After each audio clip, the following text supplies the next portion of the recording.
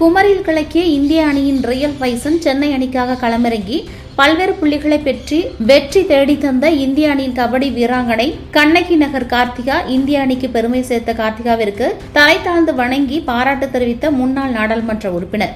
தமிழ்நாடு அமைச்சர் கபடி கழகம், கன்னியாகுமரி மாவட்ட அமைச்சர் கபடி கழகம் சார்பில் குமரி மாவட்டம் திருநயினார்குறிச்சியில் 72வது தமிழ்நாடு மாநில சீனியர் பெண்கள் கபடி சாம்பியன்ஷிப் போட்டிகள் 5ஆம் தேதி முதல் 7ஆம் தேதி வரை நடைபெற்று வருகிறது. இந்த போட்டியில் தமிழ்நாடு முழுவதும் இருந்து 38 அணிகள் பங்கேற்றுள்ளன. இதில் சிறப்பாக விளையாடும் அணி வீராங்கனைகள் தமிழ்நாடு மாநில அணிக்கும் தேர்வு செய்யப்பட இருக்கின்றன.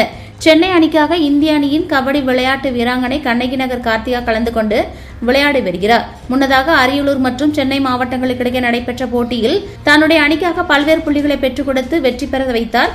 இந்த போட்டியில் 37க்கு 25 என்ற புள்ளி கணக்கில் சென்னை அணி அபார வெற்றி பெற்றது. அதற்கு அடுத்த போட்டியில் சென்னை மற்றும் ராணிப்பேட்டை மாவட்ட அணிகள் மோதின. இந்த போட்டியை திருநெல்வேலி முன்னாள் பாராளுமன்ற உறுப்பினரும் முன்னாள் பல்கலைக்கழக கபடி விளையாட்டு வீரருமான சவுந்தரராஜன் வீராங்கனைகளை அறிமுகம் செய்து வைத்து சென்னை ராணிப்பேட்டை மாவட்ட அணிகளுக்கு இடையே துவக்கி வைத்தார். இந்திய கபடி அணிக்கு பெருமை தேடித்தந்த சென்னை கண்ணகி நகருக்கே அடையாளமாக மாறிய கண்ணகி நகர் கார்த்திகாவிற்கு பாராட்டி வாழ்த்து தெரிவித்தார். தொடர்ந்து நடந்த சென்னை ராணிப்பேட்டை அணிகளுக்கு இடையான போட்டியில் சென்னை அணி 25க்கு 7 என்ற புள்ளி கணக்கில் வெற்றி பெற்றது. போட்டியினை அரங்கில் அமர்ந்திருந்த ஏராளமானோர் கைத்தட்டி ரசித்து ஆரவாரம் செய்தனர்.